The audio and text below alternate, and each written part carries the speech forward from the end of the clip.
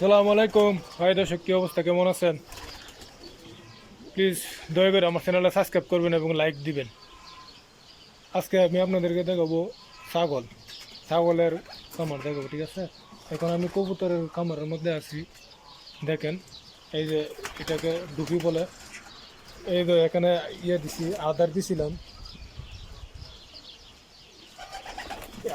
আদার গাইতে আটকায় গেছে। এই যে ডুকি দেখেন, আরেকটা আছে বন্ধু সবাইতে, এটার বাইরে ছেড়ে দিব আর কি। তাহলে ঠিক আছে, আমি আপনাদেরকে ছাগলের ভিডিও দেখাবো। তাহলে চলুন, আর প্লিজ দয়া করে আমার চ্যানেলটা সাবস্ক্রাইব করবেন। হ্যাঁ দর্শক, আমরা চলে আসলাম ছাগলের ঘরে। ছাগলের এখন বার্সিম দেবো, গাছ দিব আর কি। এ দেখেন, এটা হলো ছাগলের ঘর। ছাগলগুলো এখন বাইরে রাখছি, গাছ দেওয়ার পর ভিতরে ঢুকাইব। এই যে দেখেন, পুরা ঘরে ফাঁকা। এটা ছাগলের ঘর, ঠিক আছে। ছাগলের সাথে একটা হরিণও আছে, আপনারা দেখতে পাবেন, দেখাবো, ঠিক আছে। প্রথম গাছ দিই, তারপরে দেখাবো। এই যে দেখেন,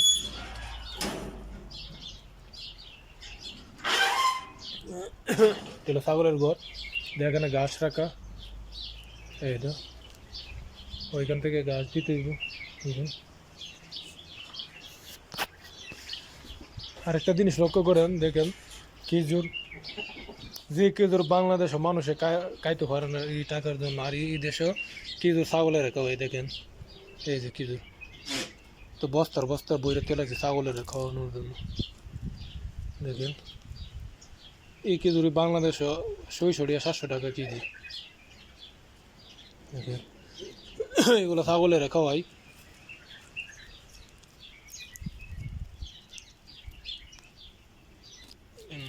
দূরে বসে এগুলো আবার ছাগলের পেটে গেলে সমস্যা, মারা যেতে পারে।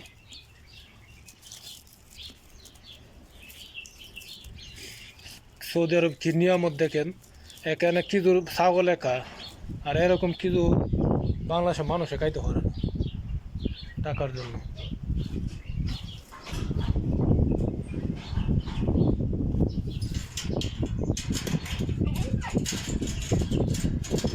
এখনো এটার ভিতর থেকে গাছ দেবো ছাগলের। দেখেন,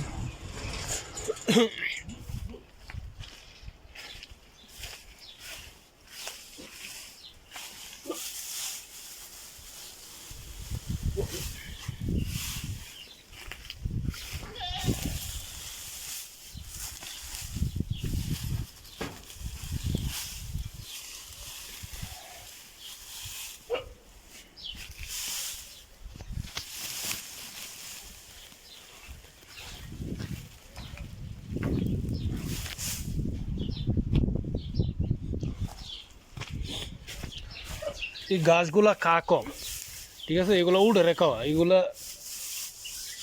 আমি আসছিলাম না, আমি দেশে আসছিলাম, এক বাঙালির দিয়েছেন হয়তো ভুল করে, এগুলো জানতো না, এগুলো রেখে দিছে। এগুলো ছাগলে খা না, এইগুলা উডের ঘাস, এই জন্য এভাবে এলোমেলো হয়ে রয়েছে।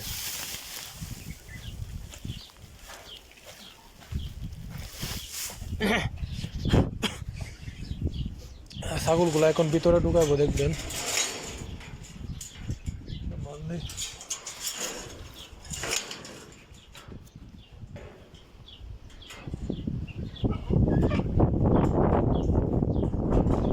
হরিণও আছে একটা, দেখতে পারবেন। এই যে ছাগলগুলো বাইরে, এখন গেট খুলে দিব, ভিতরে ঢুকবো। এই যে দেখেন গেট। এই যে দেখেন হরিণও আছে, হরিণ দুইটা আসিল, একটা এই পারাবারি কইরা সে ট্যাঙ্ক ভেঙে গেছিল, তারপর মারা গেছিল। এই যে দেখেন হরিণ ঢুকতেছে, ছাগল ঢুকতেছে, ঢুকে গেছে, আর হরিণ থেকে গেছে বাহিরে। দেখেন, এই যে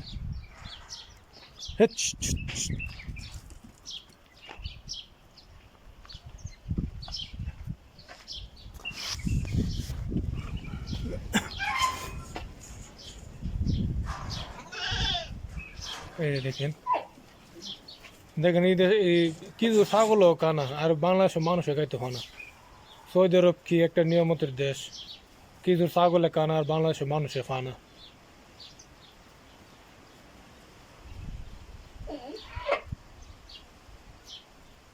এই যে দেখুন হরিণটা এইদিকে গেছে, একটা হরিণ তো একটু বুঝলে বইতে।